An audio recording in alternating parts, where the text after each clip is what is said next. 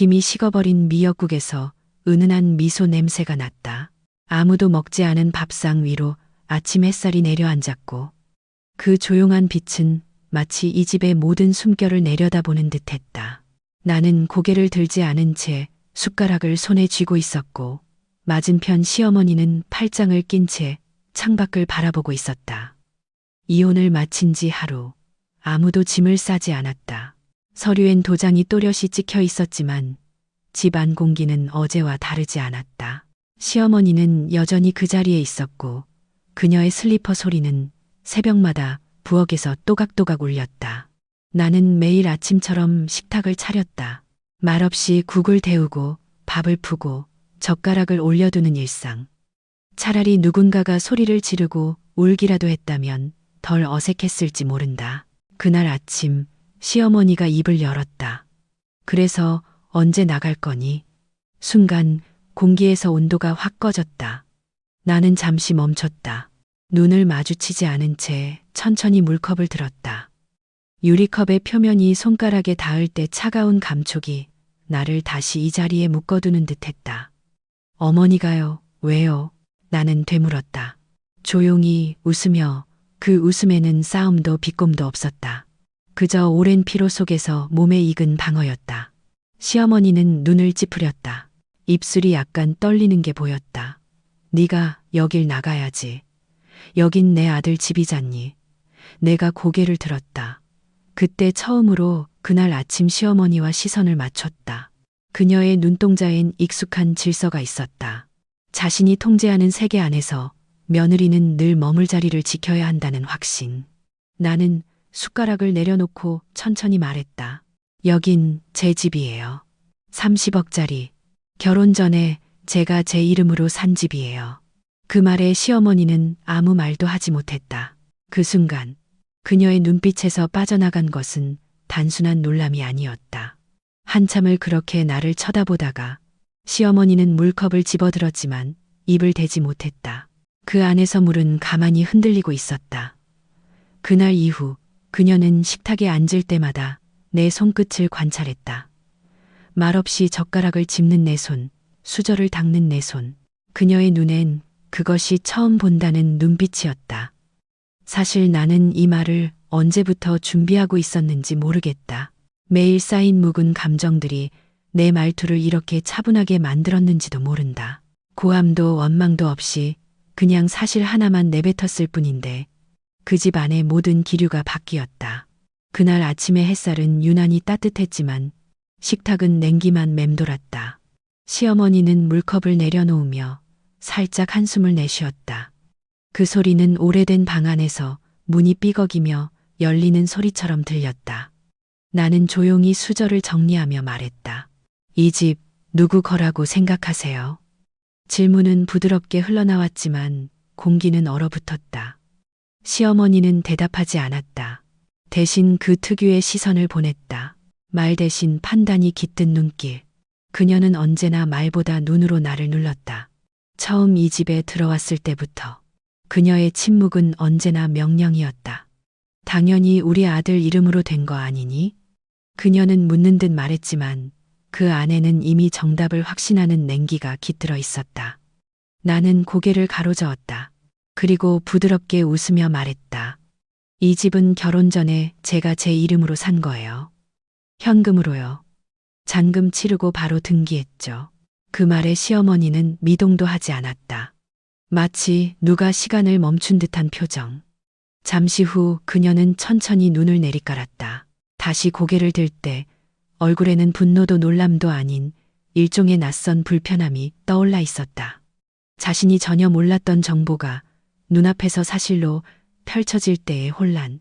근데 왜 아들은 아무 말도 안 했니? 그 말에는 서운함보다 어이없음이 깃들어 있었다. 아들이 모르는 걸 며느리가 독단적으로 했다고 믿는 듯한 말투. 나는 고개를 들고 조용히 대답했다. 그 사람 알았어요. 계약서 쓸 때 같이 갔으니까요. 다만 어머니께 말 안 한 건 불편할까 봐요. 시어머니는 그제야 시선을 나에게 정확히 맞췄다. 그녀의 눈동자엔 무언가 금이 가고 있었다. 그건 내가 처음 이 집에 발을 들였을 때 그녀가 말없이 내려다보던 그 시선과는 다른 것이었다. 이번엔 자신이 모르는 것에 대한 당혹이 더 컸다. 네가 그걸 왜 숨겼니? 나는 고개를 숙이며 손에 든 물수건을 조용히 접었다. 손끝의 촉감이 마치 오래된 셔츠 소매를 다듬는 것처럼 낡고 익숙했다. 숨긴 게 아니라요. 굳이 말하지 않은 거죠. 아무도 묻지 않았으니까요.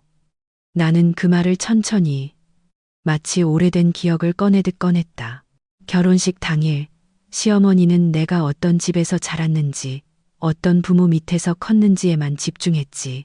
내가 어떤 집을 준비해 왔는지는 관심 없어 했다.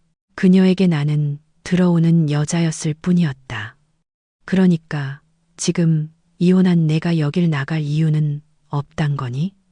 그녀의 질문에 담긴 억울함이 슬쩍 비어져 나왔다.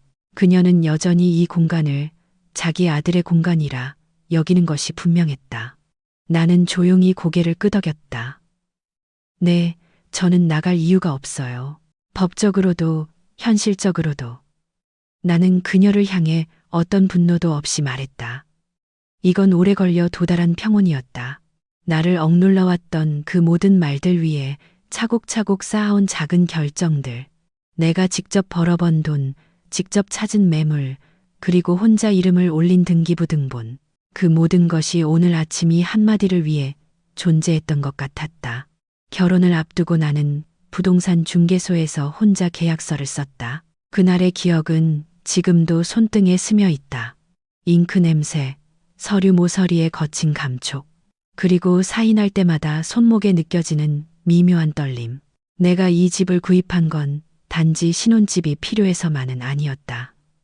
나는 늘 나만의 공간을 가지고 싶었다. 누군가의 딸도, 아내도, 며느리도 아닌 내 이름 셋으로만 존재하는 공간. 처음엔 신중한 투자였다. 위치는 괜찮았고 향도 좋았다. 발코니에서 보이는 강변뷰도 마음에 들었다. 결혼을 염두에 두고 고른 건 아니었지만 결혼이 결정되고 나서 양가 부모님께 소개하기 좋은 집이라는 생각도 들었다. 결혼 전에 남편에게 말했다. 이 집 내 이름으로만 둘 거야. 괜찮아? 그는 잠시 망설였지만 고개를 끄덕였다. 그래, 네가 산 거니까. 괜히 부모님께는 말하지 말자. 복잡해질 수도 있으니까. 그렇게 시작된 결혼이었다. 그는 늘 조용한 사람이었다. 나에게 큰 소리를 낸 적은 없지만 나를 감싸준 적도 없었다. 어머니가 어떤 말을 해도 그저 옆에서 조금만 참아라고 말했다.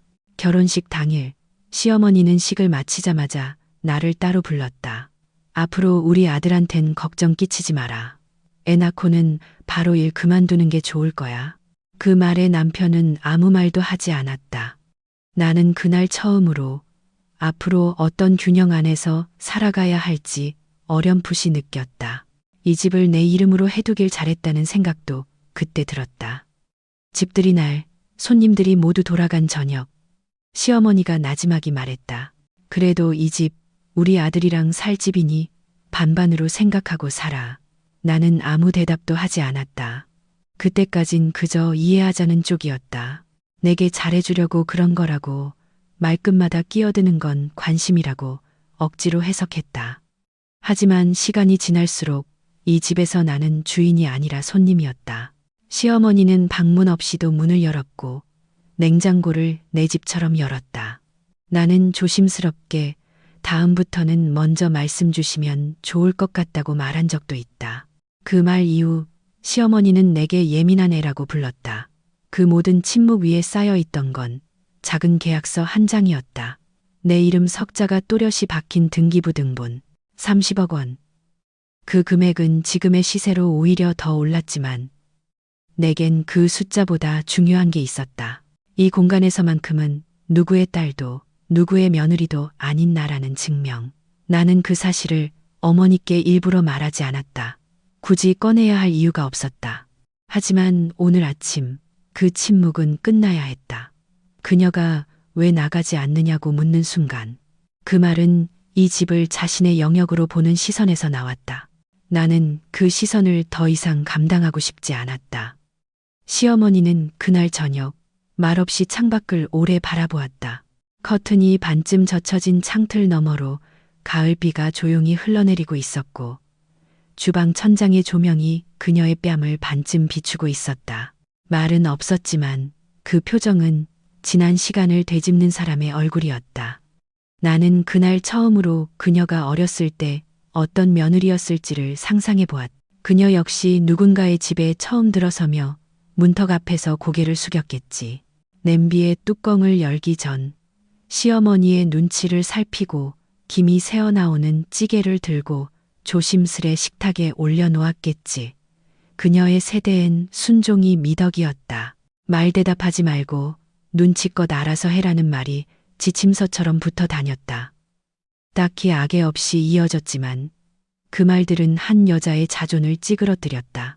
그런 삶을 살아온 그녀가 자신에게 말대꾸하지 않고 묵묵히 고개를 숙이는 며느리를 기대했을지도 모른다. 하지만 나는 그런 며느리가 아니었다. 나는 고개를 숙이지 않았고 말하지 않아야 할 때에도 질문을 던졌다.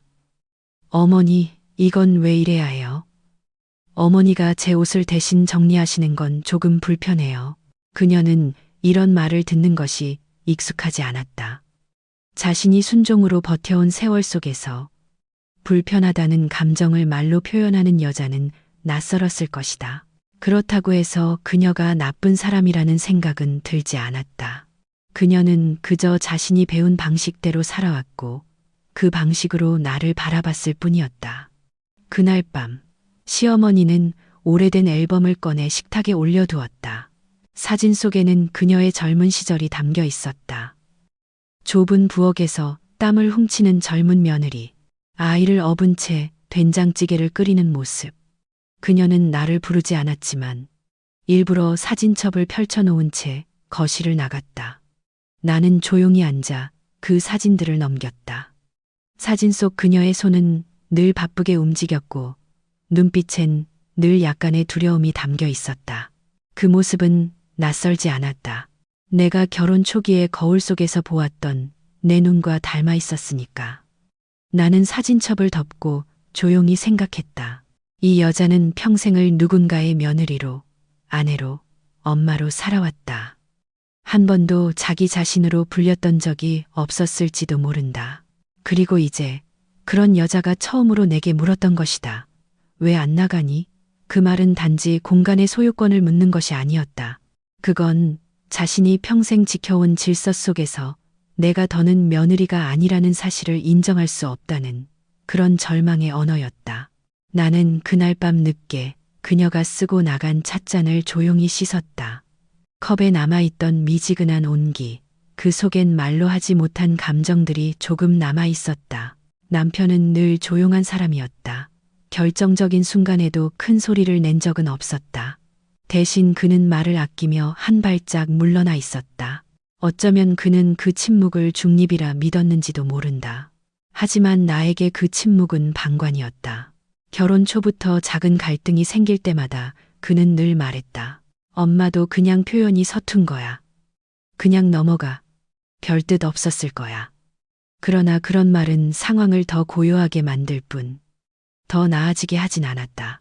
시어머니가 내 옷장을 열고 내 친구를 험담하고 내가 차린 밥상에 젓가락을 던질 때조차 그는 한 번도 명확하게 나의 편이 되어주지 않았다.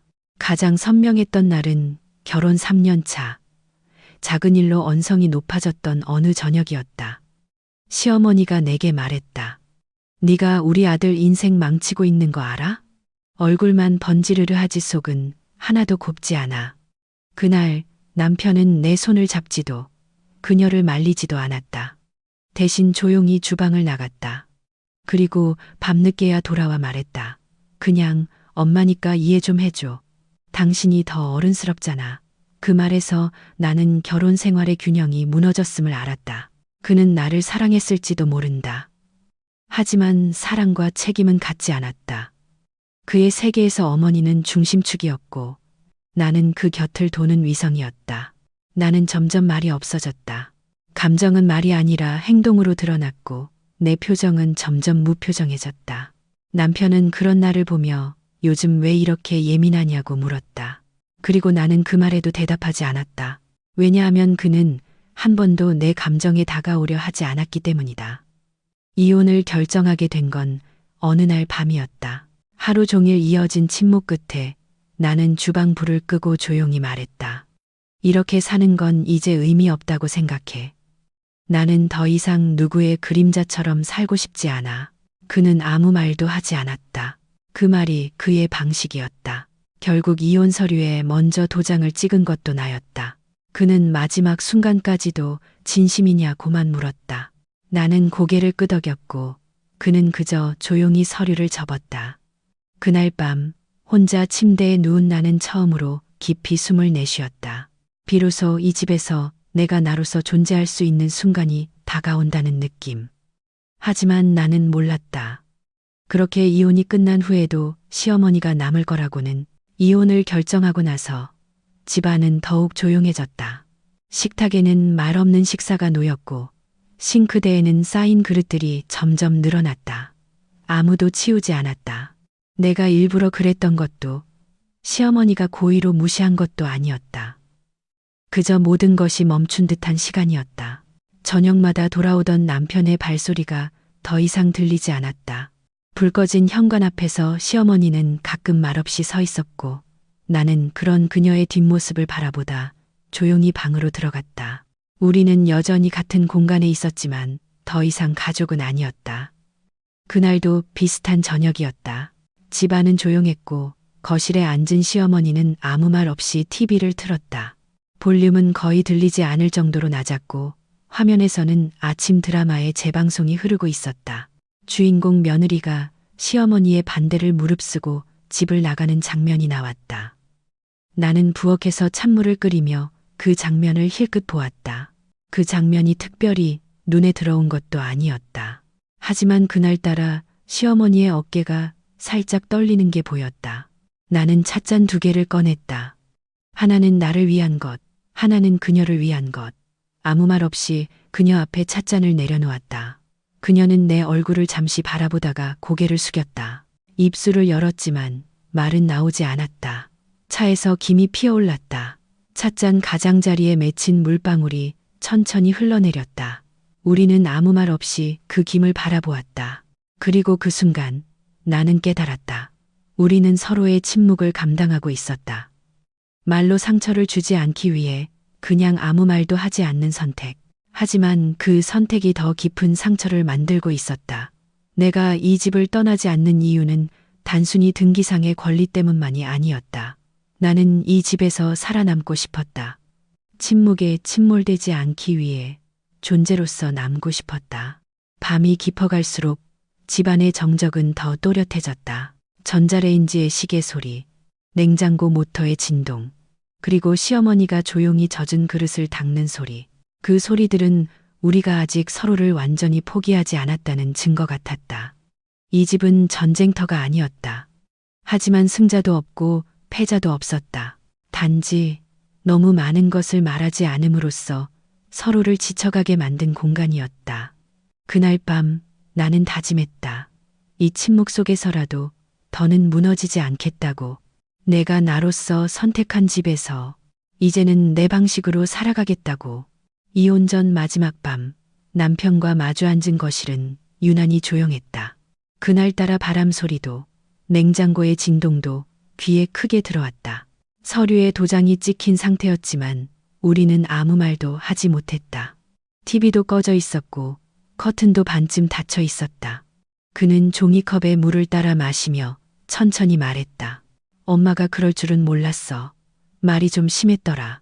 나는 대답하지 않았다. 그는 한참을 기다리더니 나지막이 덧붙였다. 혹시 녹음했니? 그 질문은 놀라웠다. 나는 그저 조용히 그를 바라봤다. 그 눈빛은 의심보단 확인을 원했다. 나는 천천히 가방을 열고 작은 녹음기를 꺼냈다. 거의 손가락만 한 크기의 기기. 나는 그것을 식탁 위에 조용히 놓았다. 그날 주방에서 하신 말씀 기억나시죠? 어머니가 제 부모님 얘기 꺼냈던 날. 그는 눈을 감았다. 아니 그냥 엄마도 감정이 격해서 그랬던 거고.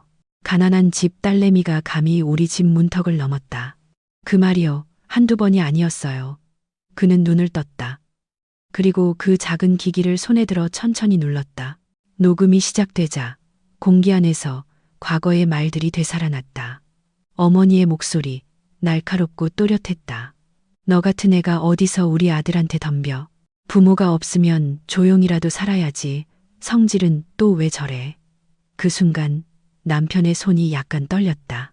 그는 녹음을 멈추지 않았지만 점점 표정이 무너져갔다.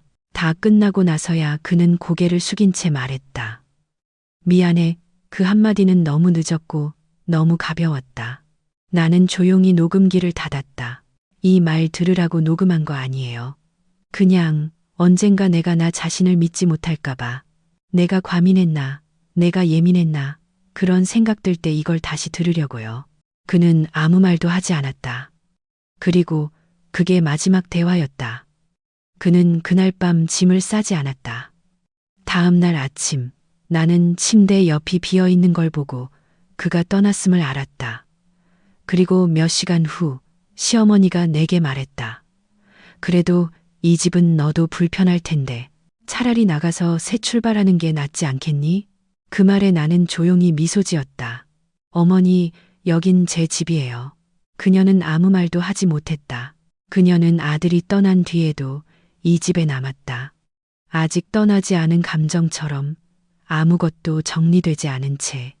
하지만 나는 정리할 준비가 되어 있었다. 아침 공기는 맑고 차가웠다. 햇살이 유리창을 부드럽게 통과하며 거실 바닥에 길게 드리웠고 찻잔에 잔열이 남아있는 식탁 위로 그 빛이 천천히 번지고 있었다. 나는 부엌에 서서 주전자 뚜껑을 닫았다. 김이 피어오르는 그 소리를 배경 삼아 거실 쪽을 바라보았다. 시어머니는 여전히 소파에 앉아 있었다. 전날 밤 그녀는 아무 말 없이 방을 나서지도 않았고 불을 끄지도 않았다. 그저 조용히 그 자리에 앉아 있었다. 마치 이 집에서 처음으로 머물러도 되는지 되묻는 사람처럼. 나는 찻잔 2개를 다시 내왔다. 오랫동안 반복해온 몸짓. 그녀 앞에 놓인 찻잔은 미동도 없었고 나는 내 찻잔을 조용히 들어 한 모금 마셨다. 그제야 그녀가 입을 열었다. 네가 그렇게 생각하고 있었다는 걸 몰랐구나. 그 말은 사과도 아니고 변명도 아니었다. 그냥 늦은 이해, 아니 이해라는 말조차 버거운 감정의 조각이었다. 나는 대답하지 않았다. 그녀는 다시 물었다. 그래서 너 혼자 여기 살겠다는 거니?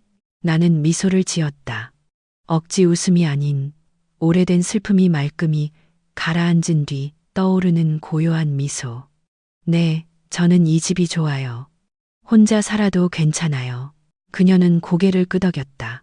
그 순간 그녀의 어깨가 아주 조금 내려앉았다. 그건 힘을 뺀 제스처가 아니라 무너지는 감정이 스스로를 허락한 태도였다. 그녀는 조용히 자리를 일어났다. 방으로 들어가더니 짐 하나를 챙겨 거실로 나왔다. 낡은 여행 가방, 모서리가 달아 있었고 지퍼는 반쯤 열려 있었다. 나는 묻지 않았다. 그녀도 말하지 않았다. 현관문 앞에서 그녀가 멈췄다. 그리고 천천히 돌아서 나를 바라보았다. 나는 그렇게 배우고 자랐어. 말없이 참는 게 미덕인 줄 알고, 그래야 가정이 유지된다고 믿었고, 그게 전부였어. 그 말 뒤에 아무 말도 이어지지 않았다. 나는 그녀의 시선을 받아들이며 고개를 숙였다. 저도 어머니 마음, 이제는 조금 알 것 같아요. 하지만 앞으로는 참지 않고 말하면서 살고 싶어요. 비어 있어도 괜찮은 집보다는 솔직한 집이 더 따뜻하니까요. 그녀는 잠시 서 있었다. 그리고 조용히 고개를 끄덕였다. 그 순간 우리는 아주 느슨한 방식으로 서로를 인정했다. 화해도 용서도 아니었다. 다만 침묵을 놓아주는 방식이었다. 현관문이 조용히 닫혔고 그 뒤로 들리는 엘리베이터 소리가 낯설게 느껴졌다. 하지만 이상하게도 쓸쓸하진 않았다. 나는 다시 식탁에 앉았다. 차는 식어 있었고 그 옆엔 녹음기가 조용히 놓여 있었다. 이제는 더 이상 필요 없는 물건이 된 듯했다. 아주 오랜만에 나는 깊게 숨을 들이쉬었다. 내가 선택한 공간, 내가 지켜낸 이름, 그리고 내가 허락한 평온 속에서 햇살은 점점 더 밝아졌고 유리창 너머엔 가을이 천천히 밀려오고 있었다. 나는 그날 처음으로 이 집이 진짜로 내 것 같았다.